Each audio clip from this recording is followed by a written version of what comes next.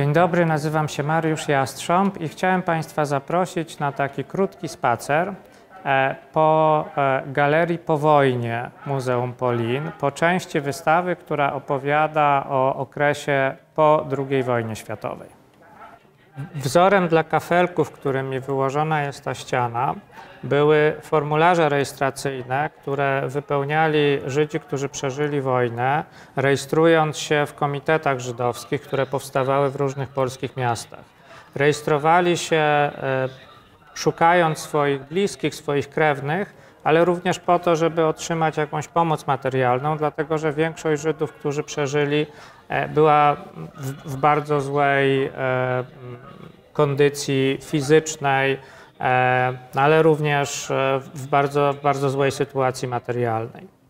Twórcy wystawy prawie wszystkie kafelki, które są na tej ścianie, prawie wszystkie karty rejestracyjne pozostawili puste. Chcieli zasygnalizować zwiedzającym, jak niewielu Żydów przeżyło. Wojnę przeżyło mniej więcej 10% z 3,5 miliona prawie Żydów, którzy mieszkali w Polsce w okresie międzywojennym. Pokazujemy tutaj przedmioty wyciągnięte z gruzów albo znalezione gdzieś na strychach, przedmioty, które były związane z życiem mieszkających w Polsce Żydów. Nazywamy je w muzeum osieroconymi przedmiotami, dlatego że bardzo niewiele wiemy o ich właścicielach. No i strzępki żydowskiego życia sprzed wojny, te okruchy, którymi są te przedmioty, oraz ta panorama całkowicie zrujnowanego miasta pokazuje po pierwsze skalę zniszczeń, skalę destrukcji żydowskiego życia spowodowanej przez wojnę, ale pokazuje również, w jakich warunkach przychodziło żyć w pierwszych latach powojennych tym ludziom, którzy przeżyli. Najważniejsze pytanie, na które sobie muszą odpowiedzieć ci Żydzi, którzy przeżyli wojnę, to jest pytanie o to, czy zostać w Polsce, czy stąd wyjechać, czy próbować budować swoje życie w jakimś innym kraju. W pierwszych latach powojennych przebywało w Polsce prawdopodobnie około 250 tysięcy Żydów. Nie ma też precyzyjnych liczb. Na pewno większość z nich zdecydowała się w krótkim czasie na wyjazd. Około 150 tysięcy wyemigrowało z Polski w pierwszych latach powojennych. Jedną z przyczyn tych wyjazdów była przemoc. Tutaj widzą Państwo taki cytat: mordy nad Żydami nie ustają. Pomimo że wojna się skończyła, dalej dochodziło do aktów przemocy wymierzonych w Żydów. Takim najbardziej znanym wydarzeniem jest pogrom w Kielcach w lipcu 1946 roku, w którym zginęło ponad 40 osób. Do aktów przemocy wobec Żydów dochodziło nie tylko w Kielcach, ale również w innych miejscowościach. Tutaj za mną są nazwy tych miejscowości i takie szuflady, w których znajdują się materiały historyczne, informacje o tym, co w każdej z tych miejscowości się działo. Dzisiaj to niemożliwe, no ale kiedyś, jak Państwo będą mogli zwiedzić wystawę osobiście, to będą Państwo mieli okazję z tymi materiałami się zapoznać bliżej. Przytłaczająca większość z tych 150 tysięcy ludzi, którzy wyjechali z Polski po wojnie, wyjechała nielegalnie, wyjechała przez zieloną granicę, ale te wyjazdy były wtedy tolerowane przez polskie władze. Po wyjeździe z Polski ci ludzie trafiali do obozów DPS-ów, obozów dla przymusowych przesiedleńców wojennych, które znajdowały się na terenie okupowanych Niemiec, w Austrii i we Włoszech. Kiedy powstało państwo Izrael w 1948 roku, ci ludzie mogli wyemigrować do Izraela. Byli też ludzie, którzy zdecydowali się zostać w Polsce.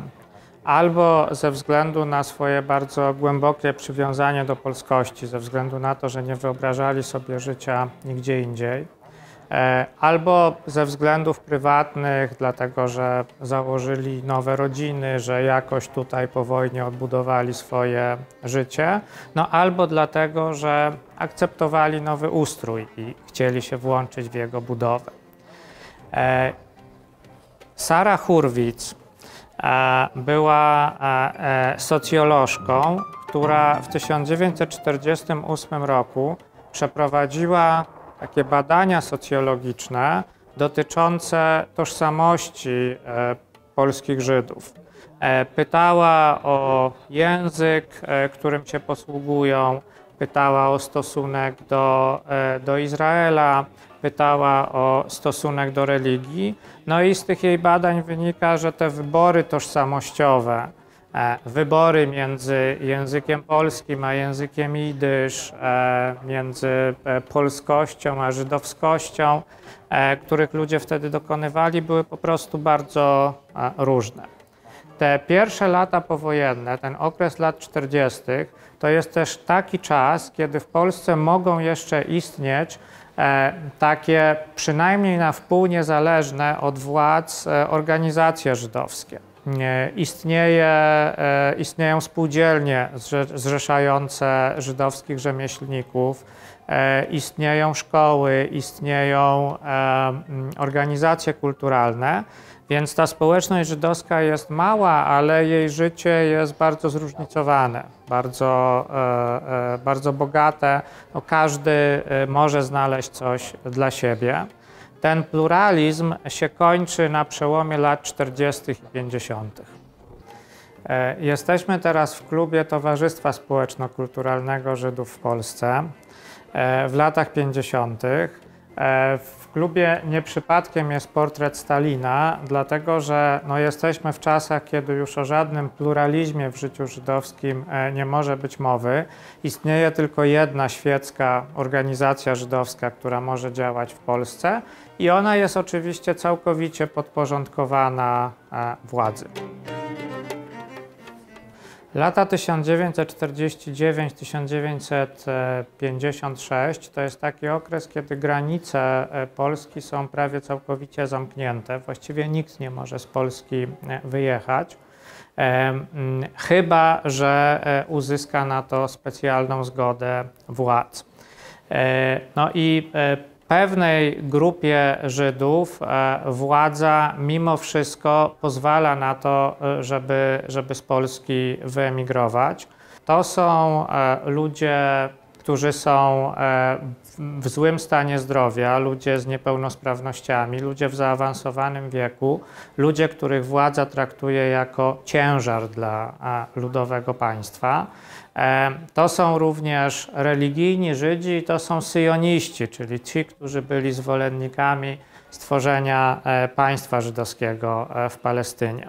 Kolejnych około 30 000 Żydów wyjeżdża, ale to są już właśnie ci, którzy należą do tych kategorii, które władza uznaje za niepożądane w socjalistycznej Polsce. Sytuacja zmienia się po październiku 1956 roku. Wtedy granica się otwiera, co symbolizują te otwarte drzwi tutaj za mną. I mniej więcej 50 000 polskich Żydów wtedy emigruje, a z kolei kilkanaście tysięcy wraca ze Związku Radzieckiego. To są ludzie, którym władze radzieckie wcześniej na ten powrót nie zezwoliły, którym nie udało się przyjechać do Polski w tych pierwszych latach powojennych. Kolejną falę emigracji Żydów z Polski spowodował marzec 1968 roku. Wszystko zaczęło się tak naprawdę już w czerwcu roku poprzedniego, kiedy na Bliskim Wschodzie wybuchła wojna pomiędzy Izraelem a państwami arabskimi. No i w tym bliskowschodnim konflikcie państwa bloku radzieckiego stanęły po stronie Arabów. Już wtedy w polskiej prasie czy w przemówieniach prominentnych polskich polityków pojawiły się wątki przede wszystkim antyizraelskie, ale przy okazji też antysemickie. Ta nagonka się zaostrzyła w marcu 1968 roku, kiedy doszło do protestów studenckich, kiedy studenci zaczęli się domagać więcej wolności. Po marcu 1968 roku władza zaczęła taką kampanię pomawiającą polskich Żydów o nielojalność wobec państwa polskiego. Zaczęto wyszukiwać wśród tych liderów protestów studenckich ludzi, którzy mieli żydowskie korzenie. No i starano się wmówić społeczeństwu, że to jest wszystko rodzaj żydowskiego spisku. Kilkanaście tysięcy, mniej więcej około 13 000 ludzi zostaje po marcu 1968 roku zmuszonych do wyjazdu z Polski. W zdecydowanej większości są to ludzie, którzy wprawdzie mieli żydowskich przodków, ale w momencie wyjazdu z Polski nie czuli się Żydami, czuli się Polakami. Tyle tylko, że polska władza im powiedziała, że Polakami być nie mogą i w Polsce nie mają prawa mieszkać. Tutaj mogą Państwo zobaczyć dokument podróży. Dokument podróży, a nie paszport, dlatego że tych emigrantów pozbawiano polskiego obywatelstwa.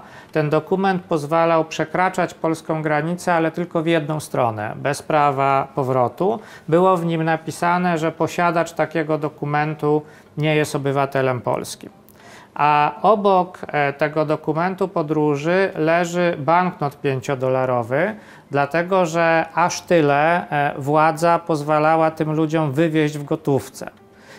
Więc ci emigranci marca 1968 roku, ludzie należący do tej fali emigracji pomarcowej, to byli ludzie, którzy, duża część z nich pojechała do krajów skandynawskich, część do Stanów Zjednoczonych, część do Izraela, ale zaczynali to swoje nowe życie na emigracji właśnie z $5 w kieszeni.